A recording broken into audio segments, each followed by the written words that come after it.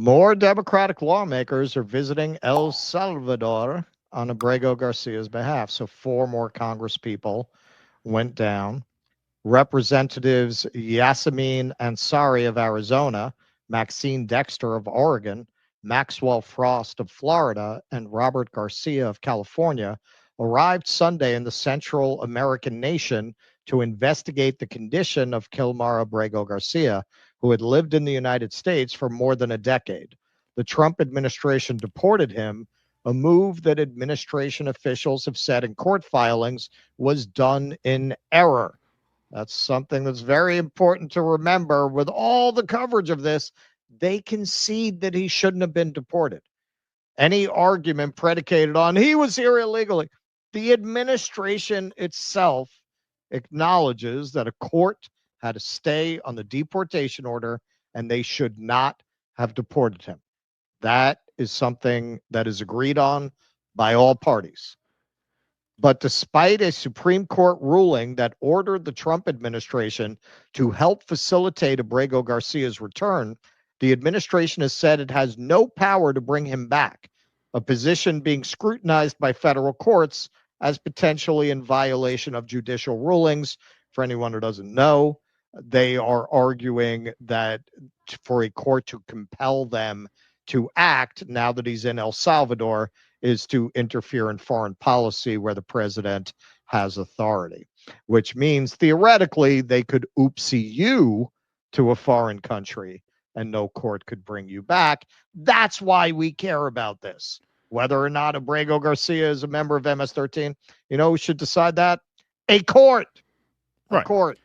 And Okay. for those who missed it, the reason he was given a stay is because the court deemed that he was at risk of falling victim to gang violence should he return, because according to them, the reason he came in the first place, his mother sent him because the family was being shaken down by a gang, by Barrio 18. By Barrio 18. Right. Now, if the administration has evidence counter to that can prove he's in a gang, as Russell said, you present that to a judge. You don't present that on Truth Social. You don't present that through Meet the Press. You present that in a court. That's as simple as it gets. Au contraire. I just want to say this. I don't know if this is really RT's account. There are a lot of posts coming from it. I know RT, this is under the previous administration, was essentially shut down and banned from operating. So I don't know what's going on there, but almost all of their posts about this, and they have quite a few, look like they came off Benny Johnson's burner. So here you see complete waste of time and money. Like all of their posts are like that. Like it doesn't sound like RT. So I don't know what's going on over there. But this is Maxwell Frost shortly after their arrival. What do you know? Is there any chance you'll be meeting with Abrego Garcia while you're there? Well, we're actually about to do a press conference to speak a little bit about this, but we got word at the embassy that our request has been denied by the government here locally. They say it's because we're not here on an official capacity. This is part of the reason why Representative Robert Garcia and I sent a letter to Chairman Comer of the Oversight Committee asking for this to be an official CODEL. But we're not giving up. We're going to continue. We have more meetings scheduled for the rest of the day. But part of this, too, is making sure that we keep the conversation alive. We're building off of the trip of Senator Van Hollen, and we're not the first members here, and we're not going to be the last. So Garcia also, in another appearance, called for regular delegations to be going down there. But to what he's talking about, Comer is very, very proud of this. So the fact that he denied them official recognition. Now, with the official recognition, not only would they have more ability to pressure the government in El Salvador, as he indicates, to see Kilmar Abrego Garcia, it also gets paid for by Congress. Now, Republicans have been going down there. They've been going down there to go, yeah, I like the look of this prison. We guys have one of these up in the U.S. So Republicans have been getting funding to tour CCOT and approve it. But they won't give it to Democrats to try to see this wrongly imprisoned man. You also, as chairman, have some duties and responsibilities, and that is signing off on travel for members of Congress who maybe want to go to El Salvador to meet with people who have been deported. What's your take on this? What are you going to do with this? Well, I had two members of the House Oversight Committee, Garcia from California and Frost from Florida, and they sat there silent during the entire Biden investigation, during the entire investigation of Border Patrol and Mayorkas that we had in the Oversight Committee. If anything, they were obstructive. They weren't concerned. They showed no concern for the lack of our national security or the violation of our southern border security laws.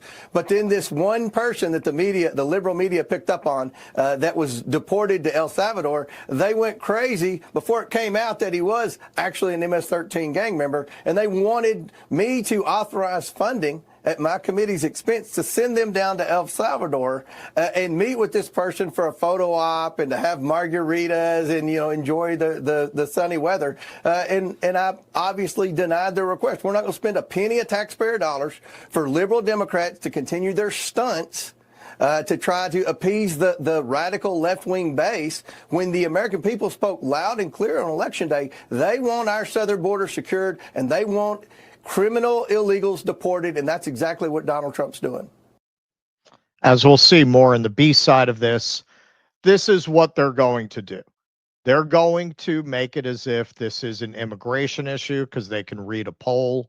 They know that deporting criminal, illegal immigrants or aliens is, 80%, 90% issue.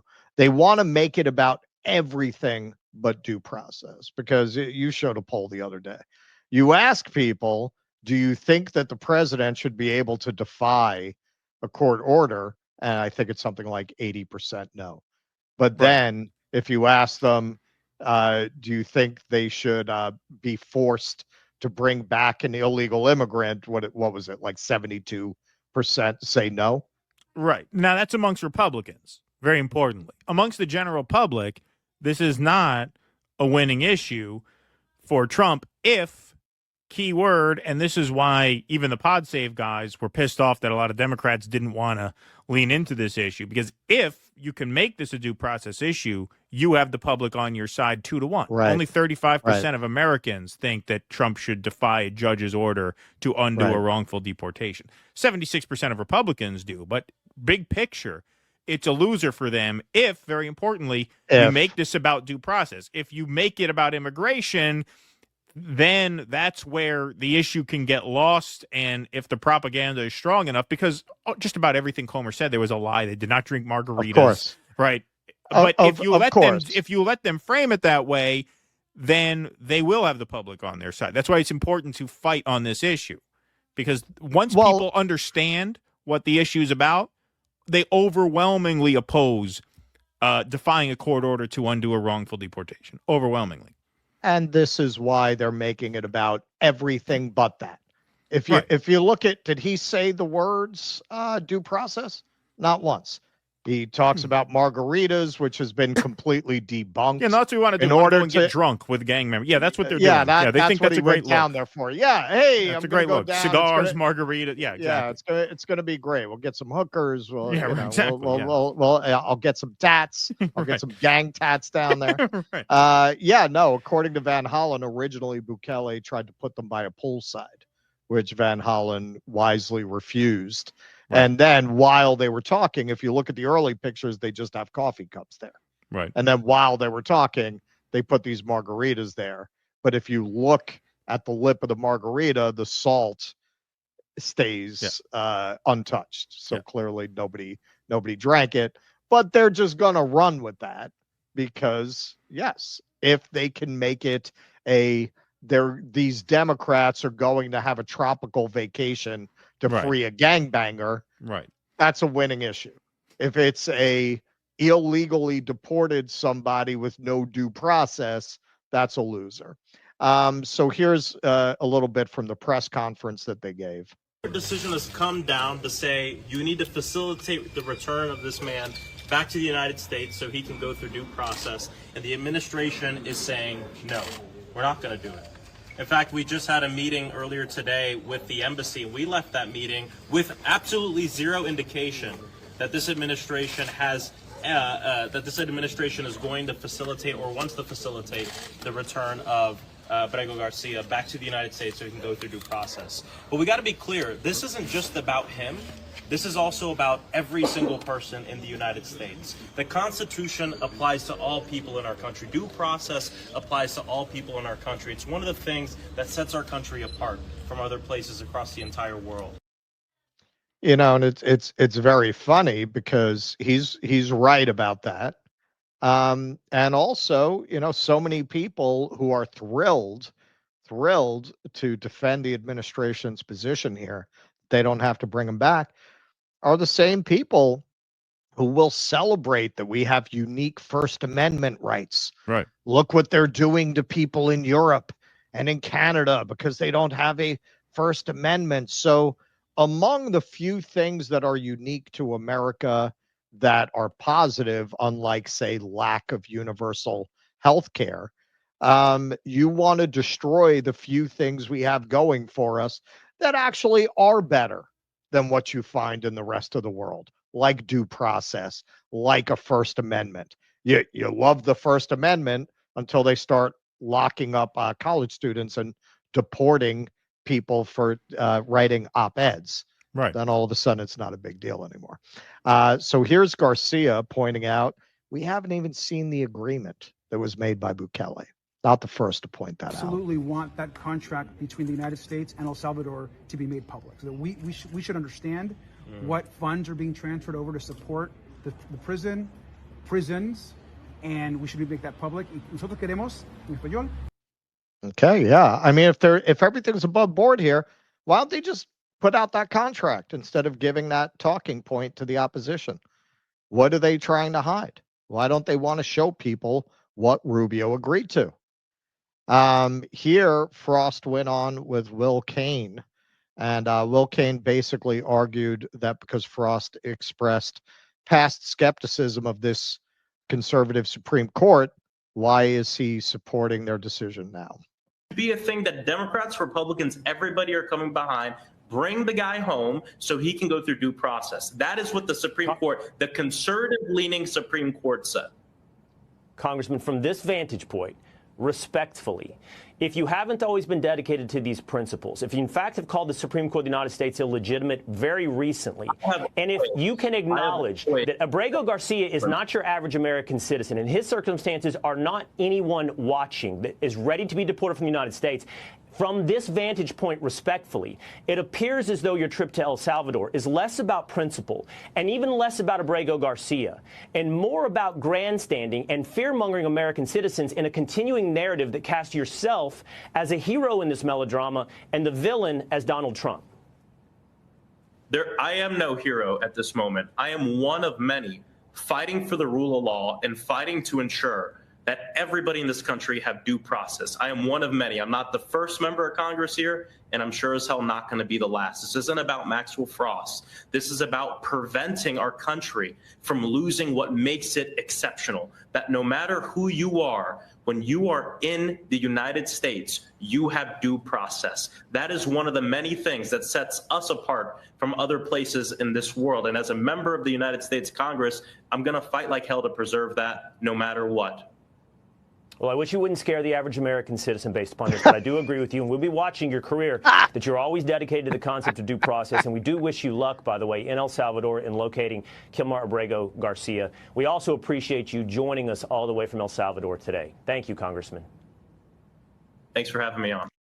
All right, so this is a talking point we saw also when we covered the abortion story, where you had that cheap Hulk Hogan knockoff screaming about, you're scaring women, the liberal media is scaring women. So it seems like this is one of their fallback talking points, that by just reporting on what they're actually doing, you're scaring the American public. Now, this is a political party and a political movement whose main stock and trade is scaring the living shit out of people about the gang member who's going to break in your back door and brutally murder you if you don't give up all of your civil liberties to a king.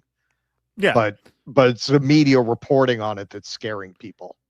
Well, he later admitted, if I knew you had this, I would have showed you this. And I could show you the video right now if you want. It's short. He later admitted that he was wrong to basically accuse him of baselessly fear-mongering, because he later admitted that Trump had floated the idea of sending homegrowns there.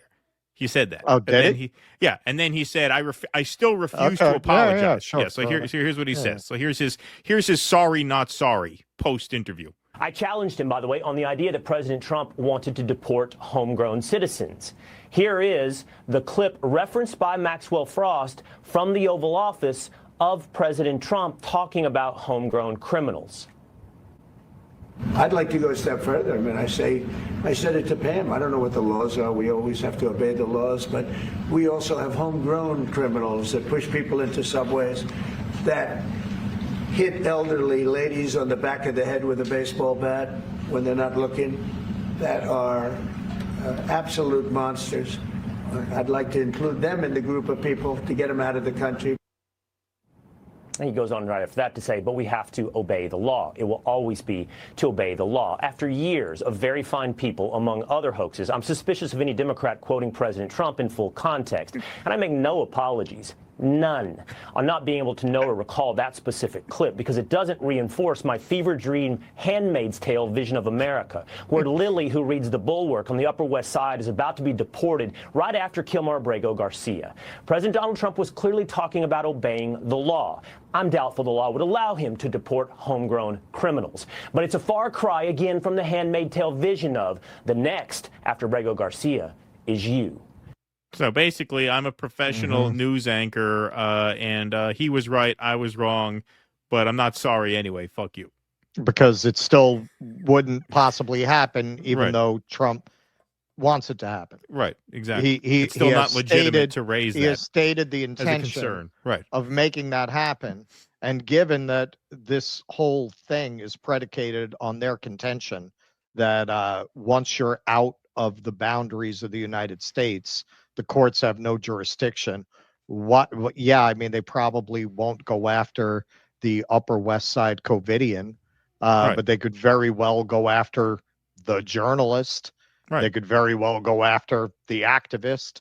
Once they're gone, how are you going Right. to get them back? That's If it. you allow this precedent to stand, how are you going Right. to get them back? Right. On what grounds? Right. So there's a statement from the family. We're deeply grateful to the members of Congress and advocates for justice now on the ground in El Salvador, building on the leadership of Senator Van Hollen. We are particularly concerned about Kilmar's health and hope to receive news about that from the visit. Their presence sends a powerful message. The fight to bring Kilmar home isn't over. So, yes, again, it's really not about this man. If you believe he's a member of MS-13, prove it in court. That's what Van Hollen keeps pointing out. These Democratic representatives who are going down there, I think, are representing our political system in a better light than we usually see it, because frankly, I don't see a lot of upside for them to doing this. They're just making themselves the target of a MAGA media pile-on to completely distort their motives and to obscure what they're actually arguing. I haven't heard any of them really argue whether he's MS-13 or not. Right. They're saying this is a due process issue, and that's it. That's what it's about. It's not about him. It's about us. It's about all of us and protecting ourselves, especially podcasters. Yeah, right. Especially podcasters. Yeah, exactly. No, look, I mean, that's totally true. And, this is why you're not seeing swing state or swing district Democrats go down there. You're seeing Democrats from safe districts and safe states go down there. The Democratic House leadership refused to fund their trips, which is why they had to fundraise independently on their own to get these trips to go down there, because yes, Democratic leadership understands the political risk here. And of course, the Democrats are, for the most part, gutless cowards who don't want to take that. political risk and don't want to make the argument that, yes, what they are doing is not only, I mean, in Van Hollen's case, he's literally representing a constituent, but they are representing all of us by going down Exactly. there. Like, and that's a point that, you know, Hakeem Jeffries is too chicken shit to make. Chuck Schumer is too chicken shit to make. I mean, you know what we think of the Democrats as a whole. If they actually had some courage and conviction and were willing to make that case, where the messaging could just be all day, every day, that they are there not just fighting for one man's due process, they're fighting for every person's due process, Right. so that we all get to live with peace of mind knowing that due process is alive and well in America. That's a winning message. Polling shows that's an overwhelmingly winning message. I mean, 76% of Republicans are against it, but that means 22% of Republicans are. Like, it's kind of significant that 1 in 4 to 5 Republicans even are like, no, I don't. That means you get 5 Trumpers in a room.